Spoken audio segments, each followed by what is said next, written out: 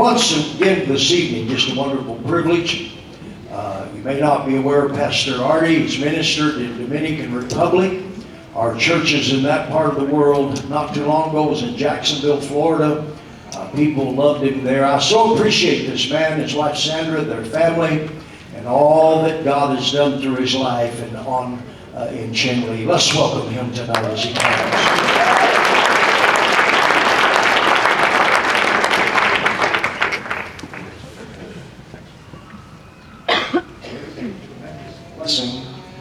And a privilege to be here. You know, I'm an older minister now. I never thought these days would be upon me, but they are. And this was the congregation that invited me to the first Native American celebration, the teen choir. And I was thinking back to those many years ago. And I can remember Pastor Campbell, I was a very young pastor, and he leaned over to me and he says, "You amazingly have a move of God that's going to change that nation.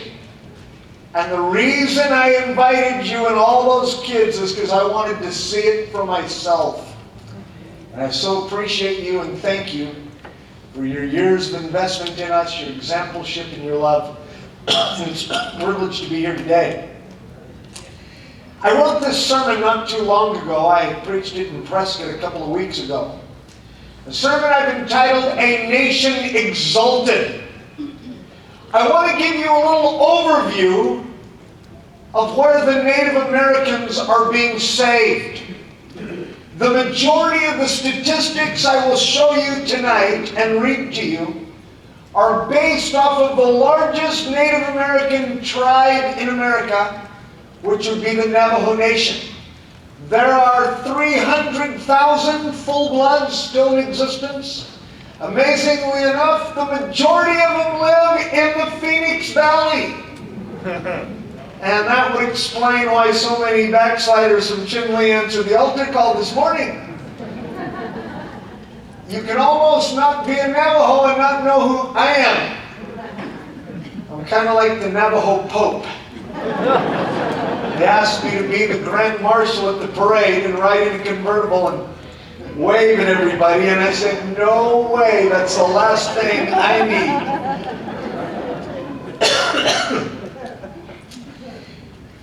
Suicide is a major problem amongst the Native Americans. Since the year 2000, suicide rate is up in America. In all other cultures and all other racial groups, 33%. But for Native American men and women, the increase is astronomically greater at 139% higher than year 2000. 103% higher than the national average. 3.5 times higher than any other racial group. And I got to tell you that suicide is quite an interesting subject. I have buried 18 suicidal hangings. The youngest one being the age 10 was a little boy. In fact, the woman that testified first, it was her son committed suicide.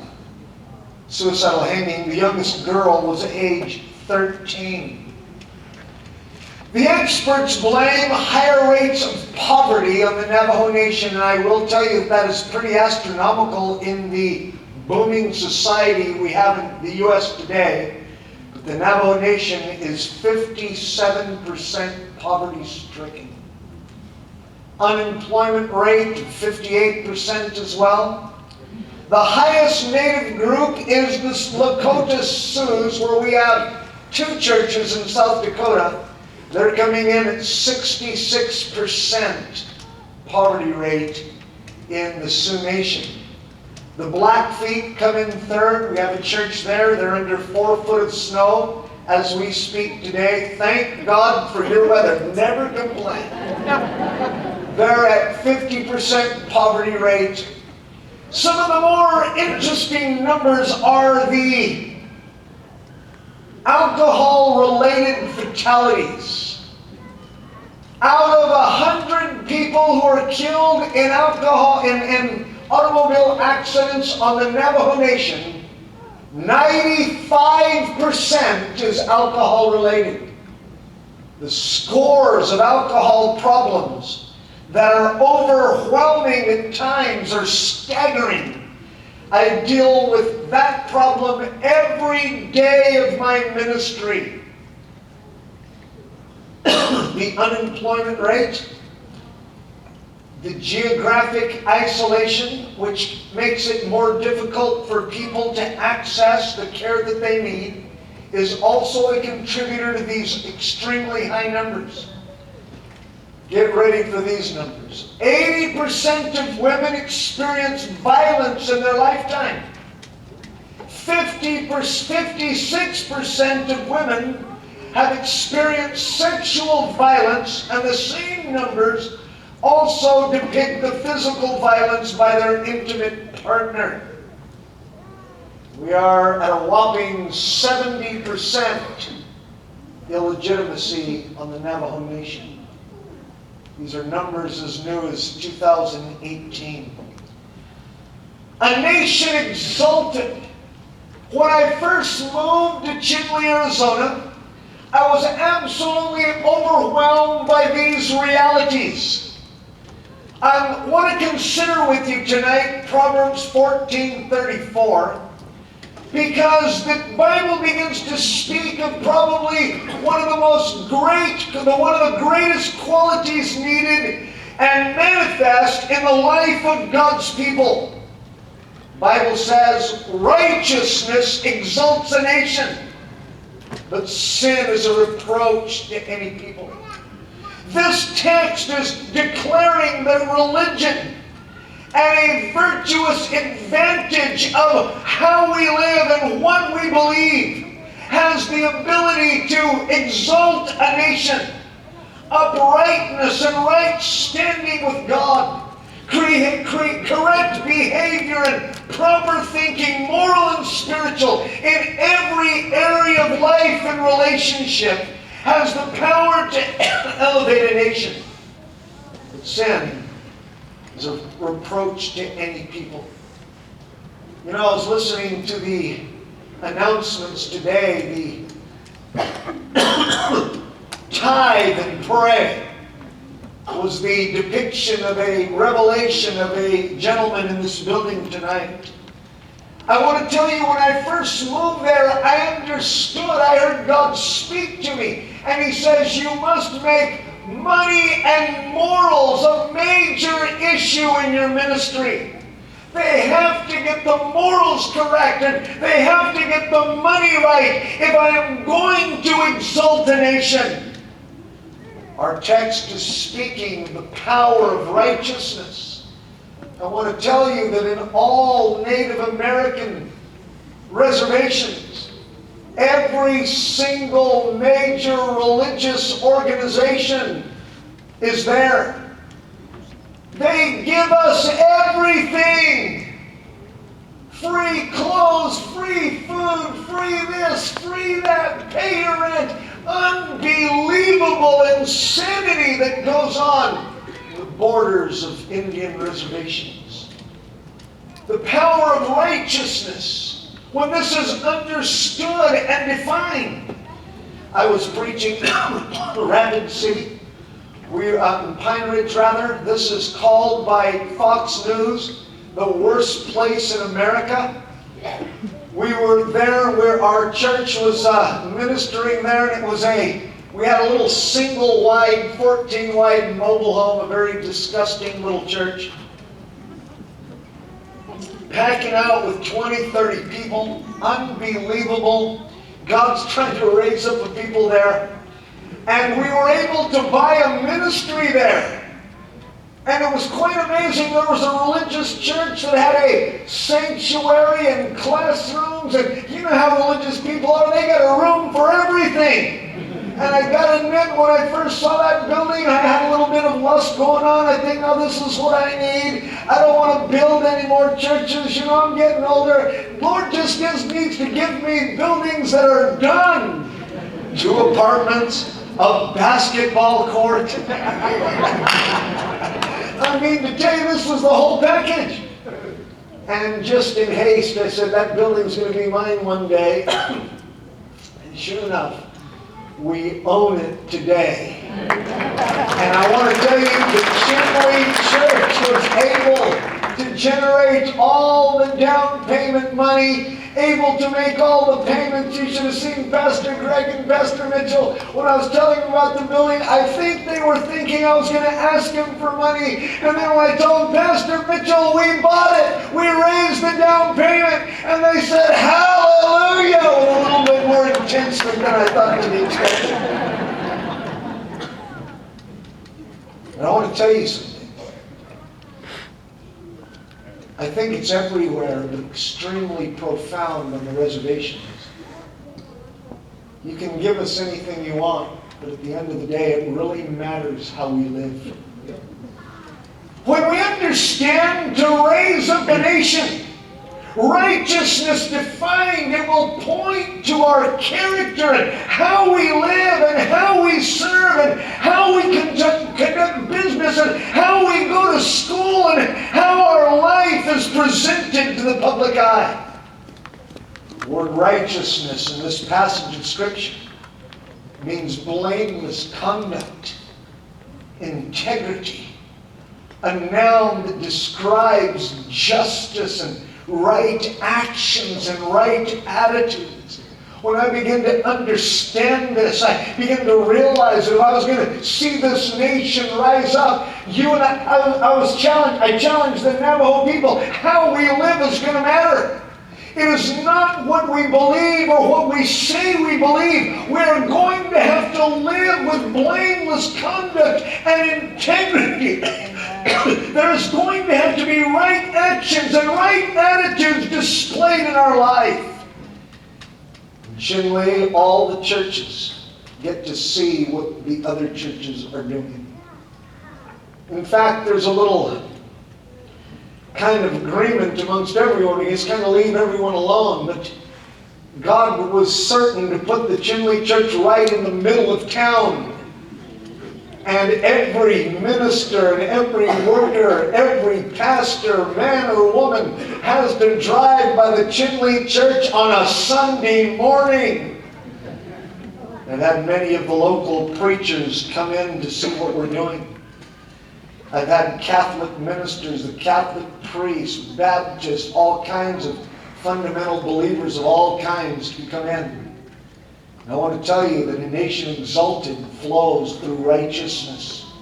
The word describes an attitude or an action that God is expecting for His people.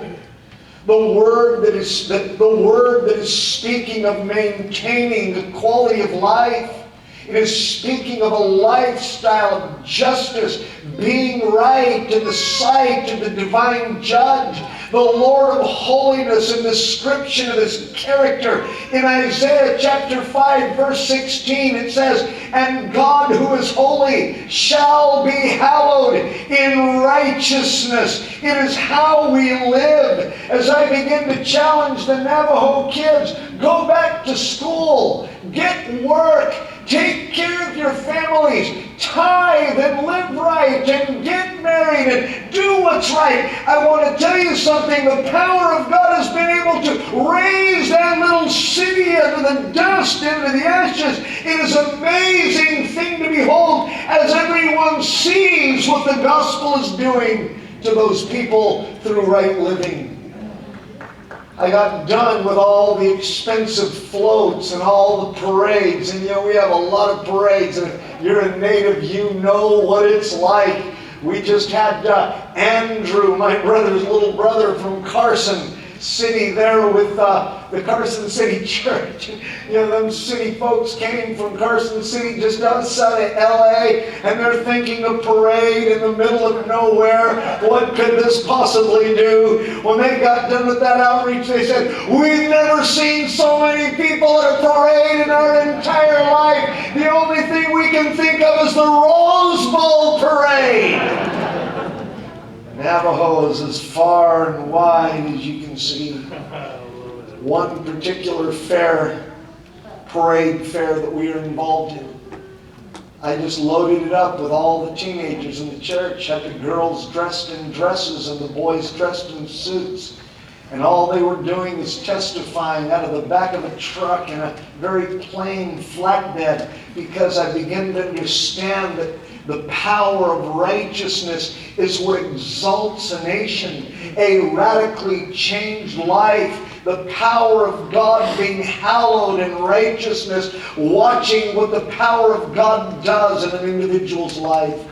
Isaiah 56, 1 and 2 says, "Thus saith the Lord, keep justice and do righteousness. For my salvation is about to come, and my righteousness to be revealed. Blessed is the man who does this." It has the power to exalt. This word here, to exalt, is a verb that describes the power to raise up, the power to lift up, the power to exalt. Indicates that something literally can be raised from ground level to a higher place. It indicates the act of picking up something or raising something up out of the depths. It is speaking of the exalting power of God, the process of something growing, a person being promoted, raised up in their position. Righteousness has the power to do this. When I was in Pine Ridge preaching for the first time in our new building, there was about 50 people there. The majority were Siouxs. And I didn't fully understand who the audience was. They seemed to be an older group of men. And you know, I don't try not to read into too many crowds, but I thought, what are all these older guys doing here? And they didn't have wives with them. So after church, we had a tremendous service. After church, they invited me to their house. And I asked my son-in-law, who's the pastor, I said, where are you taking me? He said, Pastor, these are the ecumenical guys. And they're the Sioux pastors from all over Pine Ridge and this part of the reservation. They wanted to meet you and hear you preach, and they want to meet with you at somebody's house tonight. And I looked at my son-in-law and said, you know what? I don't want to go. I don't fit with those kind of people. And I don't. And he says, no, Pastor, please go, please go, please go.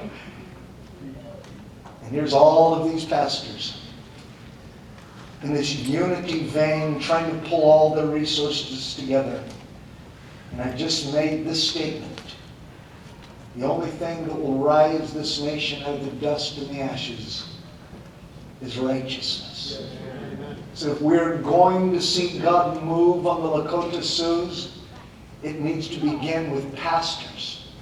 The greatest curse to the Navajo Nation is pastors who've abandoned their families and have continued to preach. I don't know these people. Said the curse of the nation is men that will not raise their families and do what's right. And I just went through a list. I mean, I'm talking about 5 or 6 minutes. And I mean, it was like I threw a beehive in the middle of them, man. They started, the whole place went crazy. And I looked at my son-in-law and said, I told you! Power of righteousness. And I want to tell you, it is so important how we live. In my little 5,000 people town, I'm going to tell you something, man. I can't even have a bad day. There is an unbelievable challenge of righteousness and integrity that goes before me. In restaurants, at the grocery store, at the bank, gas stations, my goodness, everywhere you go. But I'm watching something through the years. There is a development of trust and respect and honor and overwhelming blessing that flows from a nation that's being exalted through the power of righteousness. Secondly, I want to talk to you about the clothing of righteousness. This is something that we have to put on. Obviously, one of the greatest challenges of the Navajo Nation were to get the common people to understand this. because we are worlds apart in the way we live and the way we think. But I began to understand that righteousness is something that we must put on. I began to realize that the old way of life had to somehow be dealt with and had to be judged in our own heart, and we had to abandon completely our past. I can remember bringing Navajo scores of them. When we come to the men's class here, the one we have in December, we're packing heavy, 20, 30. And I challenge them to come dressed in suits and ties, and especially for the Friday night. And I challenge them way beyond themselves. They have to be totally, totally separated from their past. There has to be a putting on of a new way of life. We cannot remain the way we were. So I began to see this in their life. Challenge to put behind us our old way of life, even to our old dress. And I don't want to make a big doctrine over that, but I can remember bringing 25 Navajos. I probably told you the story, to Jay Riggins over here at the suit shop at the Metro Mall years ago, and the police stopped us at the door, said we were the Navajo Nation Warrior Society. I wasn't even sure what the Warrior Society was. Kept saying, "Hey man, we're a church, we're a church." And I took all them boys into the suit shop. I had about $2,500. We spent every penny that I had in my pocket. They got haircuts. The green hair had to get dyed black. The red hair had to be dyed black. If they were going to be earrings, I said they better be turquoise. That's your culture. Whatever. And one of the boys said, "Pastor Artie, are you turning us into white guys?" I said, no. We don't have enough dye to turn you into white guys. We'll have to get Michael Jackson deals. I don't know. But I'm going to tell you something. I don't know what I'm turning you into, but it's not proper to remain the way we are. And I got to tell you, it was quite amazing. I took all them 20 boys back to church, and all the girls right in the congregation would be slain in the spirit. Oh, look at that. Oh, he's mine. All the boys were saying liver and cheese. I said, "What the heck is that?" Liver alone, cheese mine. Oh, are you kidding me? And we had a revival of marriages. The moment there was a radical change, it's something they had to put on.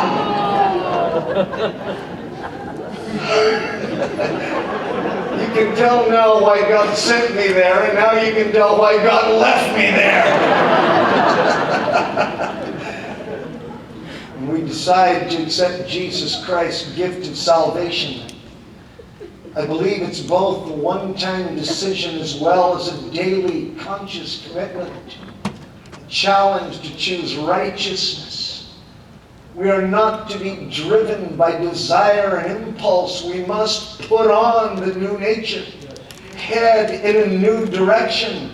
Have a new way of thinking that the Holy Ghost can work with and impact and influence. There has to be a change. Something that we put on. In Ephesians chapter 4, verse 22, it says these words, that you put off concerning the former conversation of the old man, which is corrupt according to deceitful lusts, and be renewed in the spirit of your mind, that you may put on the new man, which is after God and created in righteousness and true holiness. This is a major challenge, I believe, in every ministry. As I begin to go long-term on that reservation, I begin to think, you know what? This may not be witchcraft at all. Maybe it is a refusal and an inability to just put on the new man. You remember preaching one time on baptism, and I got very frustrated. I don't know if you guys had your headship get frustrated at the congregation, but I was very frustrated. Here we are dipping people in a horse trough. That's kind of interesting all by itself. But they'd go in sinners and they would come out wet sinners, and there was never a change. And I thought, you know what, you're getting back in the tank, I'm holding you down longer, whatever. The truth is, people should see the difference between Christians and non-Christians because of the way that they are living. In Chandler, Arizona, man, there is a crystal clear line in our little town. It's amazing. It's the saints and it's the ain'ts. Solely by how they've chosen to live. They have put off their former lifestyle. They've put off the old man. According to all corruptness and deceitful lusts, they think differently, they act differently, they labor differently. Today I received a text from a young man that didn't come in the choir, and he sent me a picture of his report card. He said, Pastor, almost A+, A+, A, and then a B.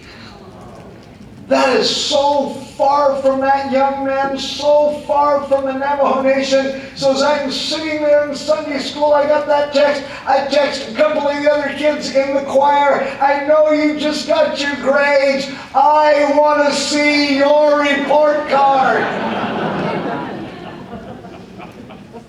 There should be a radical difference. We are full of light. Paul told the Ephesians to leave behind the old life of sin and become followers of Jesus Christ, putting on the new man which is after God. Ephesians 5 and 8 says, For you were once in darkness, but now you are in the light of the Lord. Walk as children of light. The robe of righteousness we read about in the Word of God. This is a picture of a garment of ownership, a robe that signifies dominion and royalty and power. It is something that we put on. It is a desire to live right and to be right. You know, as I look back at my ministry and look back at all that God has done, I want to tell you something. I really want to be right with God. I really want to be right with my wife. Oh, especially my wife. I want to be right with her. She's the only living creature that's not afraid to rebuke me, sometimes even in public.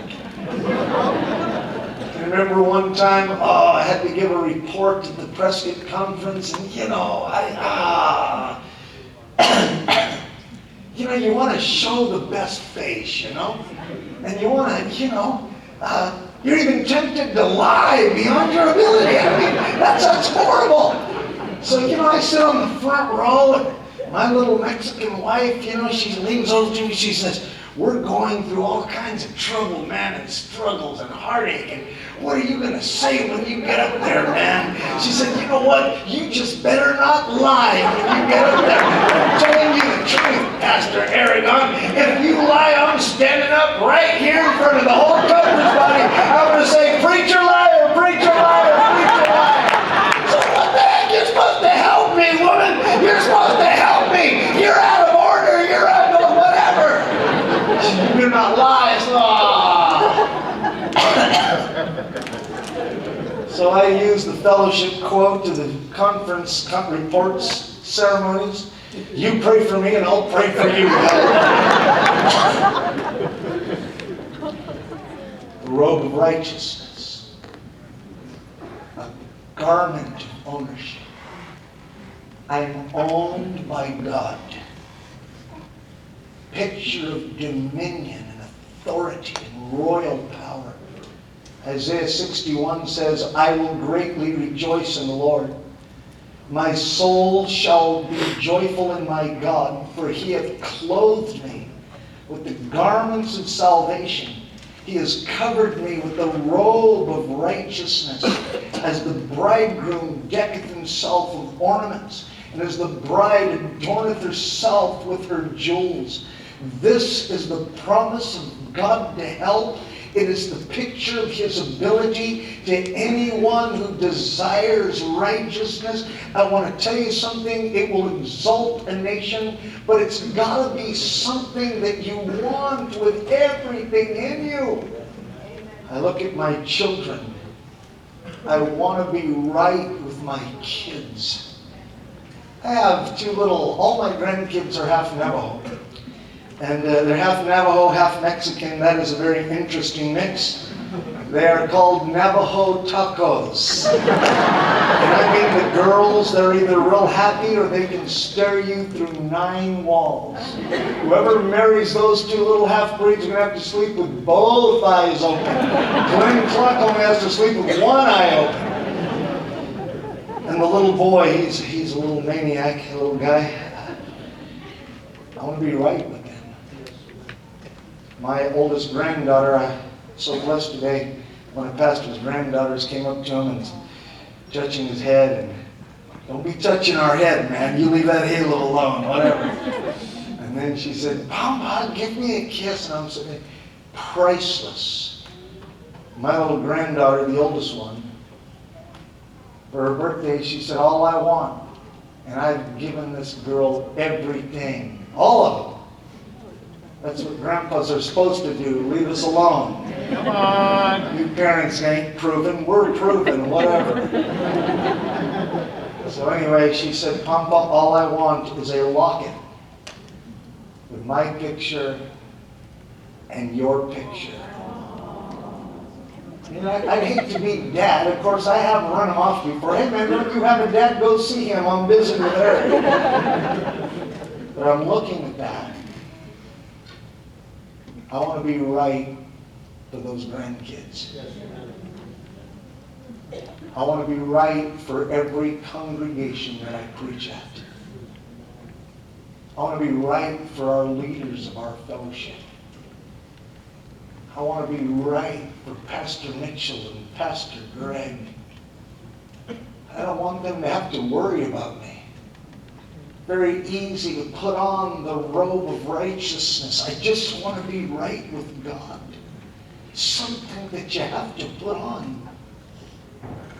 I trace back, I received all kinds of crazy accreditation. I'm telling you, if I'd have been